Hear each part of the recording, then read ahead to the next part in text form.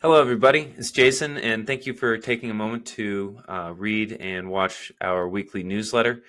So, of course, the big news has been the NAR settlement for 418 million, and there's a lot of concern out there, obviously.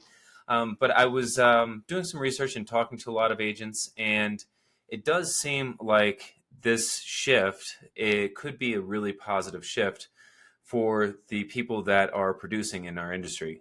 If you go back to 2008, really more specifically 2010, when the regulations shifted for loan officers, this is really not that much different in a lot of ways because you still had your standard loan programs at the time, but what was really getting removed from the market was these what we now call non-QM or non-conforming products, right? And so those got eliminated due to regulation. Obviously, there was a huge attrition with loan officers at the time.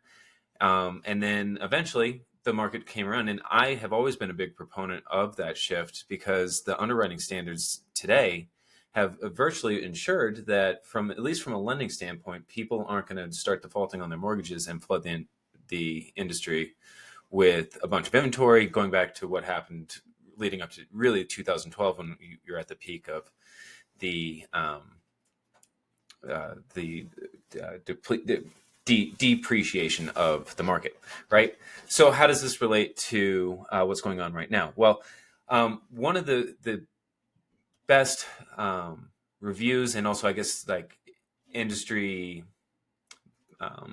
authorities that was saying he works for Cross Country Mortgage, he's a loan officer, and was saying that this is such a great opportunity to educate our clients as to why it's so important that you pay for a buyer's agent, right? So specifically the people that are going to be like your second and third time buyers, right?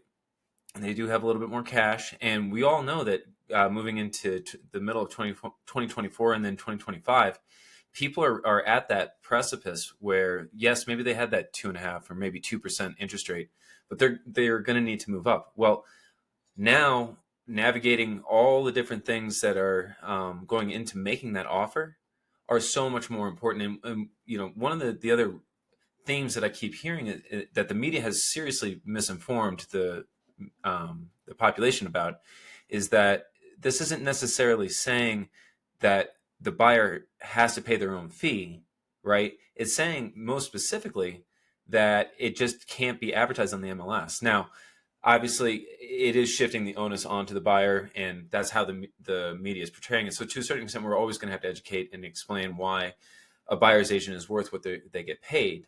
And that's actually a great opportunity because it really brings to light, and that is where I think the transparency is going to come to light, is that, oh my gosh, I didn't realize, like, yes, you were taking time on a Saturday to help me get into this house when nobody else would, and arranging all the other things, like, once you get under contract, arranging the inspection and making sure, looking at the contract to make sure, like, I was talking with a friend the other day, and one thing that I hadn't realized about like builders contracts is that it's typically not going to be a real estate approved contract, and they have specific clauses in there that you need to make note of. And just because you're an agent that can't advise on it doesn't mean that you can't point these things out and advise that they talk to a real estate agent. So there's just so much value that the buyer's agent brings to the transaction, and it's a great opportunity for us to educate on that.